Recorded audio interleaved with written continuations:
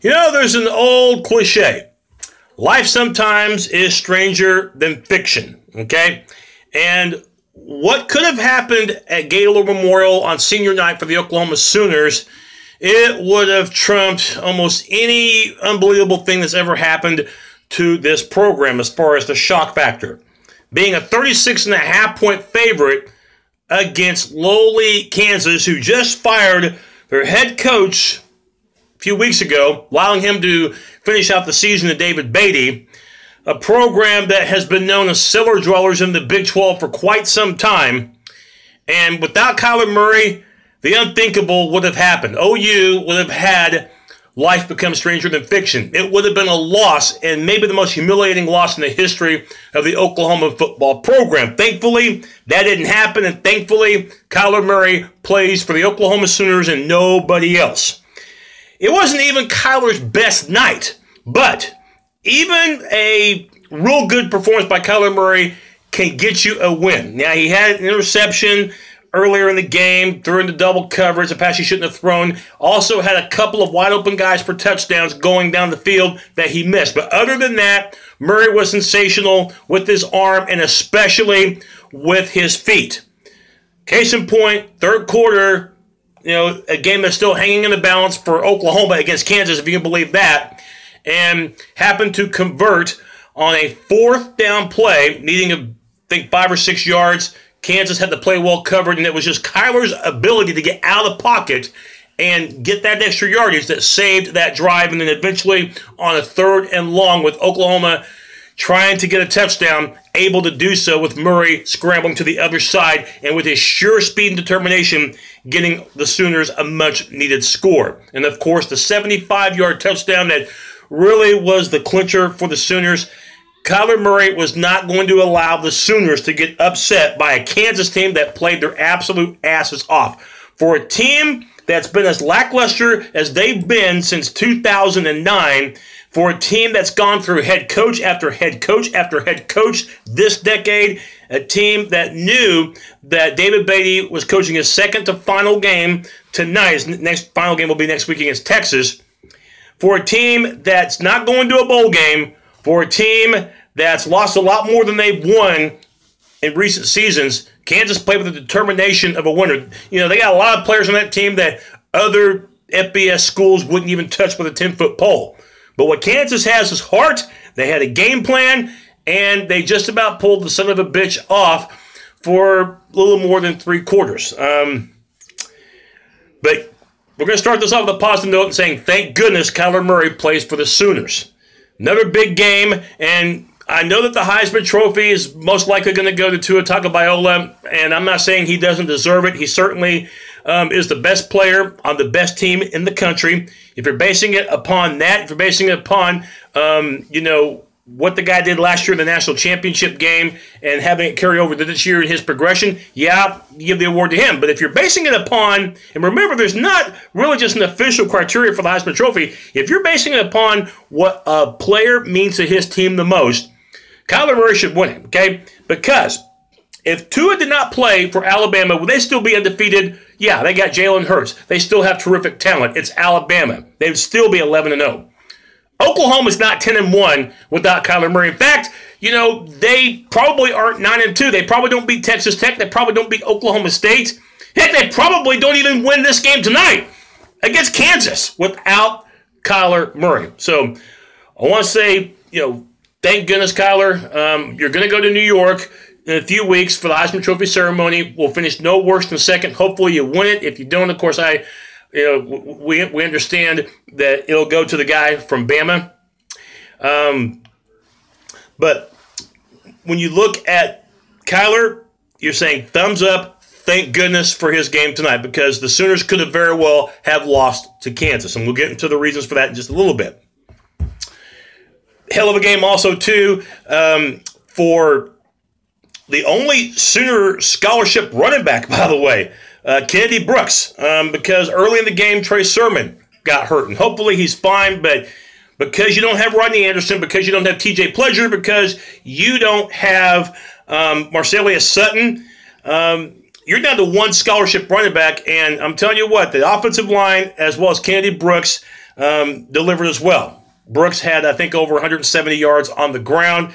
Probably should have given him the ball a little bit more, to be honest with you, because the ground game was working for the Sooners. I don't think they got 300 yards rushing tonight. They had done that for the last 3 games, but still, it was a balanced attack for the Sooners.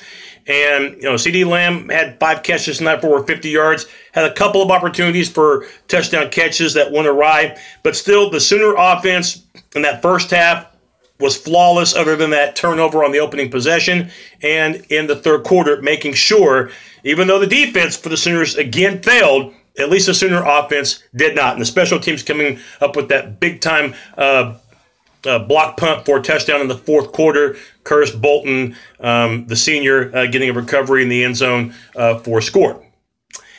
The defense, I really don't right now feel like going 12 rounds of boxing with this defense.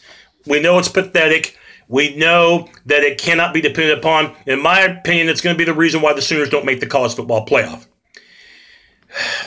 You're thinking, okay, Texas Tech, terrific passing attack. All right, we know the Sooners are not a great defense, but you're going against a terrific offense at Texas Tech. Oklahoma State was on fire last week with Taylor Cornelius, with the receivers, and even with the backup running back.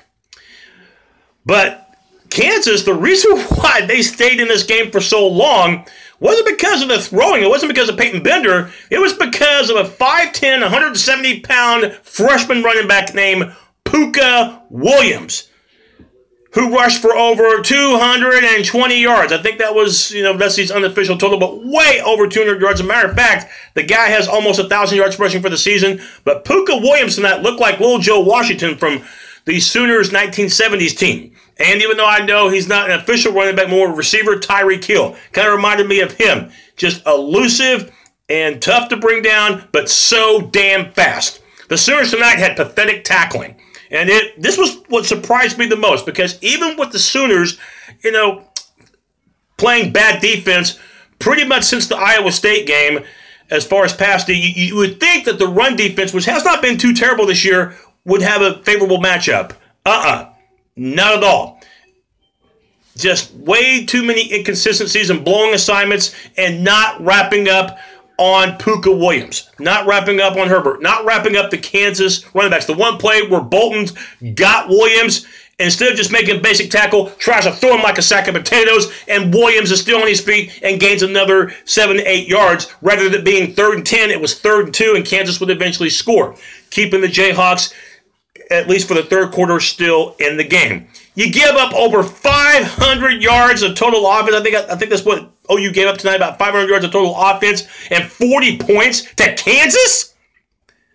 What the hell is West Virginia going to do against Oklahoma? You might say, well, West Virginia lost. West Virginia still has a damn good offense. West Virginia didn't lose today because of their offense, not entirely. And you got to go to Morgantown, and you got to play them in less than a week on a Friday night. You go against Will Greer. You're going to go against David Stills. You're going to go against those fantastic receivers and a good running game on the road.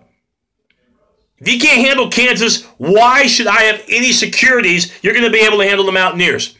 This defense, and I've said this so many times, I'll say it probably for the final time, the Sooners just have to rely on winning in pinball scoring fashion. The defense, if it's not worthless, it's just a step higher than worthless. There were a few stops tonight, but the Jayhawks were able to run the ball effectively, run it for a lot of success, and take time off the clock. Early in the fourth quarter, this was just, an 11-point ball game at home against one of the worst teams in FBS play this decade.